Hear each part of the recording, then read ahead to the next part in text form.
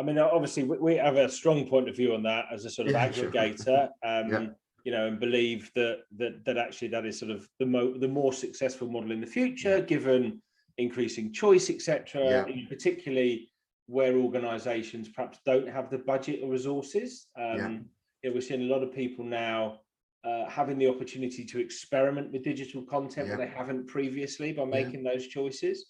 But obviously there's some disadvantages as well. I don't know, I'd be keen to sort of hear your thoughts on sort of aggregation versus non-aggregation, so pros and cons around that. Yeah, sure. I think for me, there's some really interesting things about this. And I always think back, and this is going back a few years now, and I don't often talk about Josh Bursin, right? I try not to, but he had a thing called the training investment model.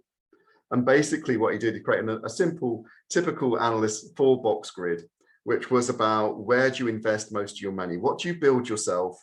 And where do you spend high, right? And basically his approach was the things that you spend most of your effort on are the things that are unique to your business, which will differentiate you as an organization.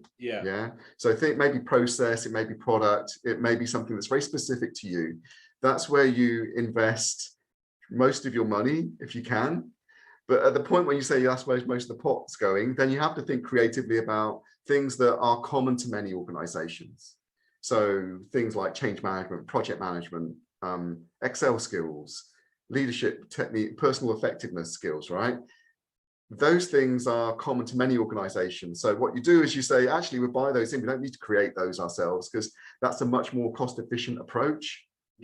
And there may be some nuances that cross over, but we try and find that right balance. So it was always about where do you put your bang for your buck? And you can sometimes get a very big bang around proportionately a lower investment, so to speak, because you're buying it pre-packaged. So that's always been my sense of this, of the important thing is to find some good content aggregators who can give you some base materials that enable you to cover some really common scenarios. You weld those, weave them into journeys that enable you to accelerate people into the things that are specific to you.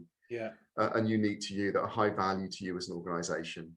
But to think that people back in the day would have created a data protection course, right? Right? And you can think, right? There's organizations made a lot of money from repeatedly making data protection courses for organizations. They probably still do. Is that really important, or was it actually better to have generic principles of data protection and then half a dozen scenarios that you could rehearse?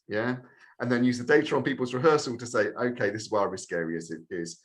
There's different ways of spending the money to get to the end result. And I think actually our transitioning between aggregated content and practice is where we really need to focus our effort.